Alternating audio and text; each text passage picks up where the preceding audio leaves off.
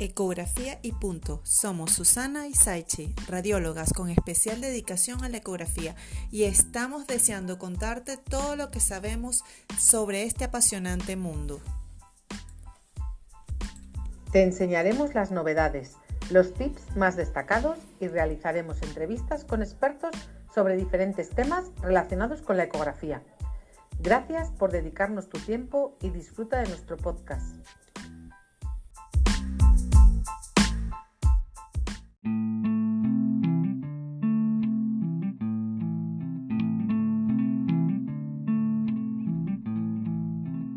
Hola, bienvenido a este nuevo episodio de nuestro podcast. Hola Susana, ¿cómo estás?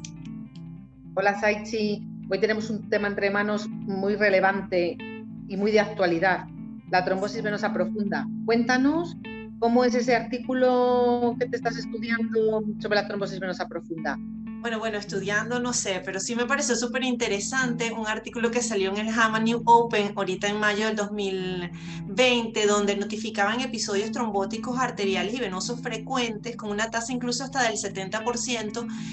De tromboembolismo periférico y de hasta un 20% en tromboembolismo pulmonar. Yo me imagino que fisiopatológicamente tiene que ver con una hipercoagulabilidad del COVID, pero me pareció interesante porque sí es una patología que se está incrementando a raíz de esta pandemia que estamos viendo. Y para mí más impresionante es la arterial, pero creo que más frecuente es la trombosis venosa profunda, y es un día a día de las urgencias y de los médicos de familia. Entonces, Totalmente de acuerdo. Es una exploración que es bastante fácil y rentable, y sobre todo que la ecografía es la técnica de elección, con lo cual tienen que los médicos de familia o los de urgencias, con una curva de aprendizaje relativamente corta, pueden poder diagnosticar una trombosis venosa profunda acompañándola de la clínica de forma fiable. Además, tienen que tener en cuenta que hay una elevada tendencia a la recidiva, con lo cual nosotros haremos muchos controles de las trombosis venosas profundas diagnosticadas en la actualidad. Sí, porque es que la sensibilidad clínica es muy baja, pero con esa recidiva que tú dices se hace una enfermedad crónica, entonces sí tenemos que tener como un soporte para poder hacer un buen seguimiento de los pacientes, ¿no? Ante cualquier sospecha real por los criterios clínicos de la escala de Wells, siempre debe hacerse una ecografía diagnóstica, ¿no? Ahora, ¿cómo empiezas tú la exploración ecográfica para descartar una trombosis venosa profunda? Pues para realizar una trombosis venosa profunda empezamos con la anatomía. Anatomía de las venas, anatomía de las arterias. Yo siempre me hago lío, pero yo lo resumo. Tenemos que saber y conocer 3 puntos: vena femoral común, vena femoral superficial y vena poplitea. ¿Qué tenemos que tener para empezar? Pues como siempre tenemos que poner al paciente en decúbito supino y tenemos que elegir una sonda. Y como siempre digo, ¿qué sonda vamos a elegir? Tenemos las venas de forma superficial, pues una sonda lineal, con alta frecuencia y baja profundidad. Correcto. Tú sabes que dice 3 puntos, pero realmente para los POCUS o el ultrasonido focalizado en el paciente real hablan de una escala, de una exploración de 2 puntos, ¿no? Básicamente se exploran la común y la poplitea, ¿no? Sin embargo, yo soy como más mente completa, yo exploro todo, ¿no? Desde la común hasta las gemelares, e incluso me voy a la tibial posterior hacia abajo, aunque sea una revisión global, porque sí tenemos que tomar en cuenta que la trombosis venosa distal, aunque es menos frecuente, y piensan, o hay literatura que habla de una poca trascendencia, incluso un 20% puede dar complicaciones. Entonces, ese 20% me parece un poco importante y siempre lo valoro. Ese tema tú y yo lo hemos discutido mucho, ya que hemos tenido un caso recientemente de un tromboembolismo pulmonar producido por una trombosis previa en la vena solia, pero sí es cierto que el tanto por ciento más frecuente, con llegar hasta poplitea, tenemos vena femoral común y poplitea, es suficiente para poder descartar una trombosis venosa profunda. Las distales suelen tener un porcentaje embolígeno mucho más bajo. Sí, pero bueno, también como en mi consulta hay mucho deportivo y a veces son por lesiones musculares, desgarros de gemelos, a veces es más frecuente también que valore esas venas para descartar como diagnóstico diferencial. Nosotras como radiólogas realizamos una exploración completa, llegamos hasta venas distales, pero bien es cierto que lo que tú decías del focus o de la atención en la cabeza del paciente o en los puntos de urgencias o puntos de atención continuada con tener al paciente en decúbito supino. Bueno, entonces, para realizar la ecografía en un paciente con sospecha de trombosis venosa profunda, tenemos que colocar al paciente en decúbito supino con una rotación externa de la cadera y una flexión de la rodilla.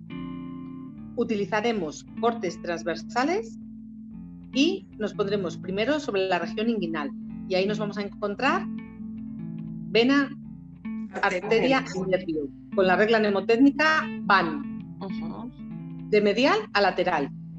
¿Qué tenemos que tener en cuenta para valorar las venas? La compresión. Tenemos que comprimir y ver cómo comprime, cómo colapsa la vena. Ahí veremos que no hay trombo. Cuando el trombo es hiperagudo, es de la misma ecogenicidad casi que el vaso, o sea que es difícil a veces diagnosticarles. Cuando es más fácil diagnosticarlos es cuando los trombos son crónicos, que son más hiperecogénicos. Pero a veces, inclusive, vas a ver cómo el trombo reciente flota sobre la vena y hasta te saluda, ¿no? Sí. Eso lo has visto muchas veces, que sí. Es como la sensación del signo de la medusa en el derrame pleural, te hace así y te saluda. También es verdad que a veces el trombo reciente, una de las características es que a veces es hipoecogénico o aneicogénico, y la única característica de determinarlo es cuando tú lo comprimes y el vaso no se comprime. Entonces, y cuando tú le pones el Doppler color, no se pinta el vaso. Entonces ya sabes que es un trombo hiperagudo allí que tampoco que está dándote alteraciones, ¿no? Ese yo creo que es el más difícil de todos. Sí. En esa zona de la ingle también hay que tener en cuenta que tenemos que ver el callado de la safena, porque es donde se comunica el sistema superficial con el profundo y muchas veces hay un trombo en la safena mayor que te avisa de que va a poder pasarse al sistema venoso profundo. Y la bifurcación de la superficial con la profunda, porque a veces también se puede ver que también está comprometida la vena femoral subprofunda, o a veces más bien es a través del sistema venoso profundo, de la vena femoral profunda, que se repermeabiliza y se compensa la trombosis extensas que haya en el miembro, ¿no? Claro.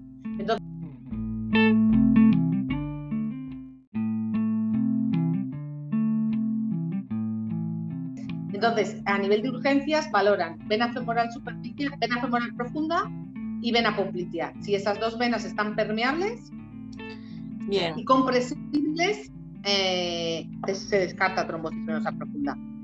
Sí. Y después, bueno, hay que describir el trombo, ¿no?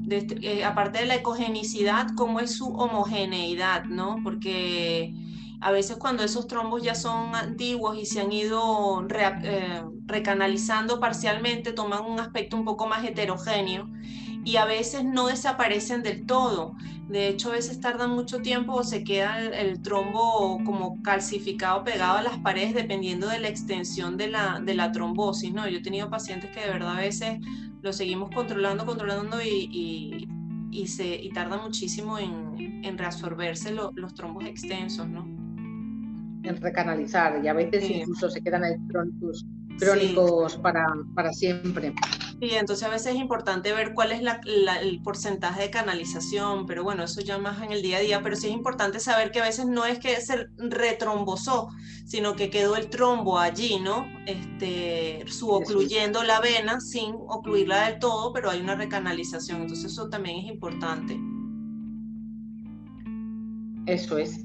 Y luego podemos poner el Doppler color y el Doppler espectral para analizar la luz del vaso y el flujo venoso, para valorar si es permeable o no es permeable, y si la curva, por ejemplo, en la vena poplitea, se puede valorar el reflujo de la vena. Y ver, sí, a veces también ver a mí me enseñaron cuando estudiaba la carrera que intentara ver si había variaciones respiratorias, porque a veces si el flujo venoso no había con variaciones respiratorias, también podía ser un signo de trombosis muy reciente, que no estuvieses viendo el trombo, intentando buscar como tips para ver por qué no estás viendo el flujo con esas variaciones respiratorias típicas, ¿no? Claro, eso es. Y entonces, como tip final, hay que decir que una ecografía negativa en pacientes de alto riesgo no descarta la presencia de una trombosis venosa profunda distal. Exactamente. Otra vez, nosotros somos un poco pesadas porque vemos muchos casos de trombosis venosa profunda distales a nivel de venas gemelares por la ecografía musculoesquelética. Pero bueno, de cara a por ejemplo, a los pacientes COVID, a la COVID-19 y a los que ves en urgencias, con la técnica que hemos comentado antes, sería suficiente. Sí. Bueno, creo que ha sido todo muy al punto, muy claro, muy conciso. Espero que lo hayan disfrutado y seguimos aquí hablando de ecografía todos vosotros y hasta la próxima. Gracias por escucharnos. Seguimos con temas de actualidad. Si alguien quiere algún tema en especial, que nos lo diga, que lo preparamos encantadas. Y hasta la semana que viene. Chao, chao.